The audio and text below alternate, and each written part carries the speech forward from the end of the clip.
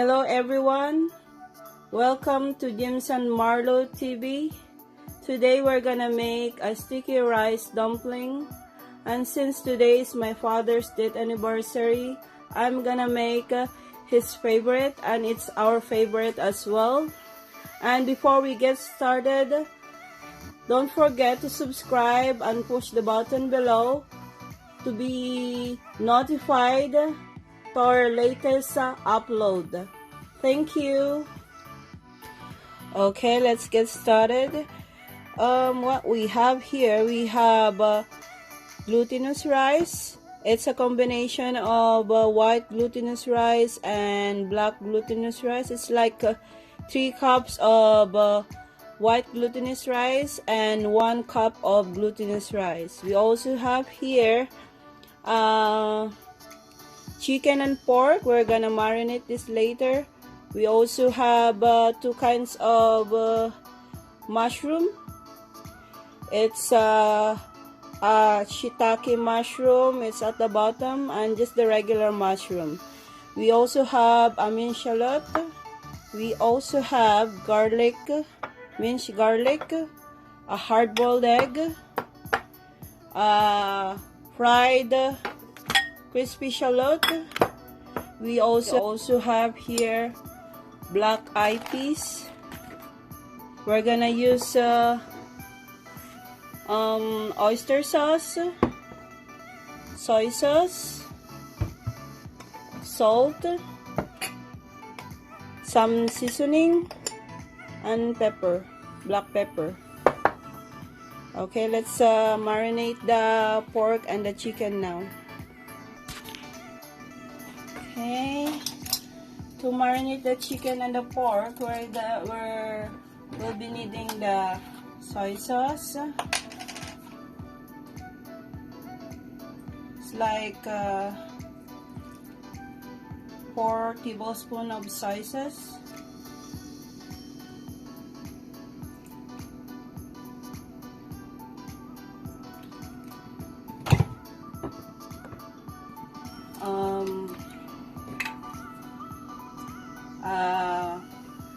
Oyster sauce, 1 tablespoon of oyster sauce, or maybe 1.5 tablespoon of oyster sauce.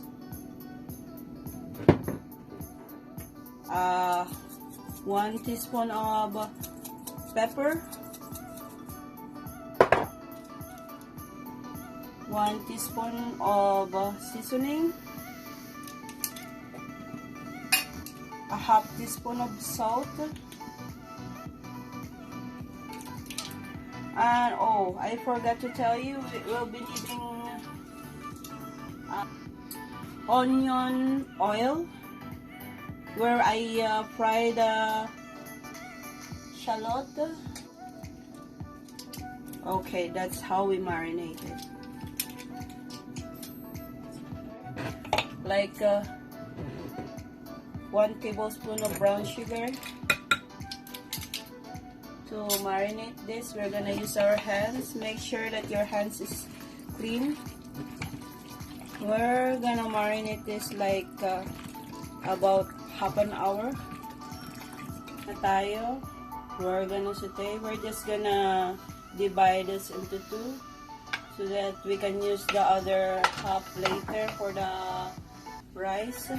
And we're gonna add in our shallot. We're gonna divide this into 2 as well. We're gonna add in our chicken and pork. Actually, madami ito. But I do like this para including na rin yung ulam namin. Maybe you'll be needing like 250 grams. Okay na yun. Para sa sticky rice. We just keep on stirring it. Then make it brown already. Okay, let's just leave this for about 10 minutes. Okay, after 10 minutes, we're gonna add in our mushroom.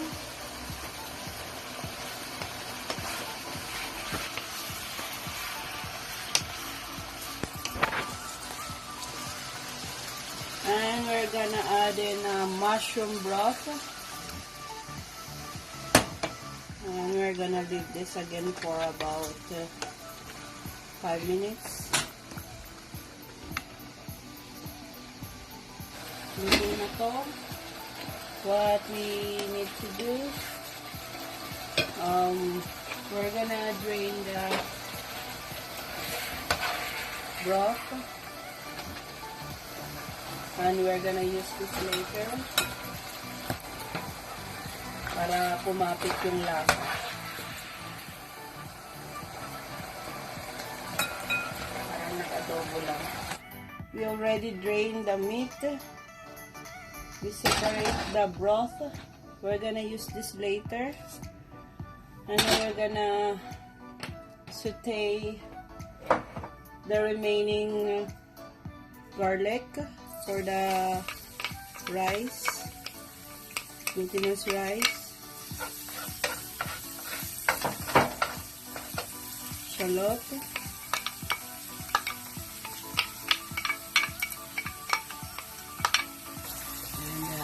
we're gonna add in the glutinous rice.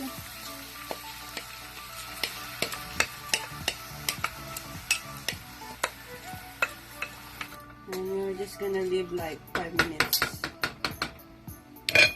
Cover it and we're gonna leave it for 5 minutes. Okay, after 5 minutes, haluin na naman natin ulit.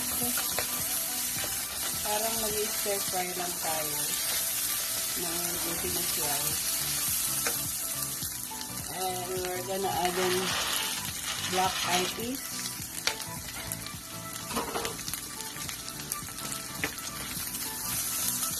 Mix it. Karne kanina.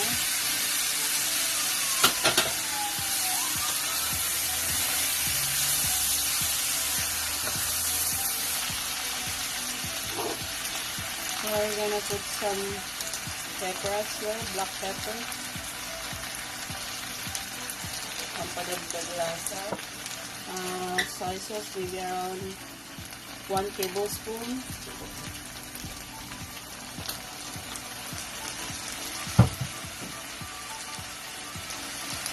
Tablespoon of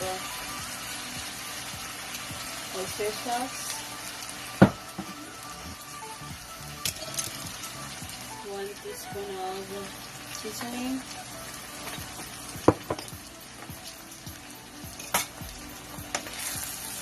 we're gonna add in 1 cup of water, 1.5 cup of water para maluto ito.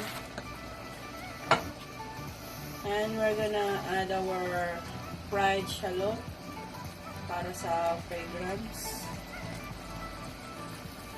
And the other half we're gonna put later when luto na. Just stirring it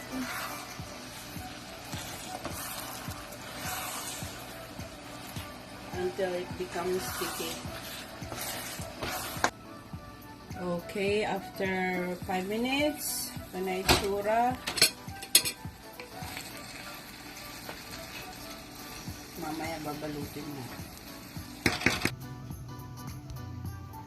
So, after waiting for almost 1 hour to cool down, pwede na nating i-wrap to. Here are the things that we need. We need the string, a scissor, clean banana leaves, and okay, let's get started. Okay, so this how we wrap. Depende na sa'yo kung paano mo i-wrap. Diskartihin mo na lang. Kulang. So I put some glutinous rice first, a fried shallot, and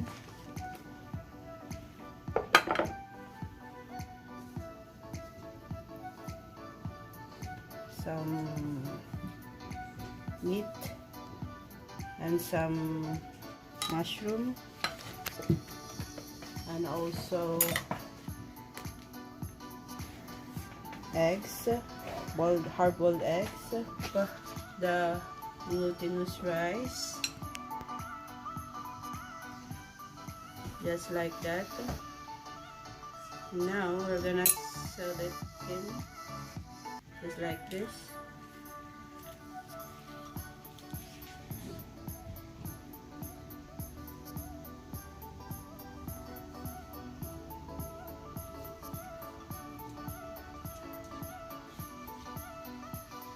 Okay, we're done with this one. Just repeat the process until you're done with everything. For this, we're gonna steam it like for an hour.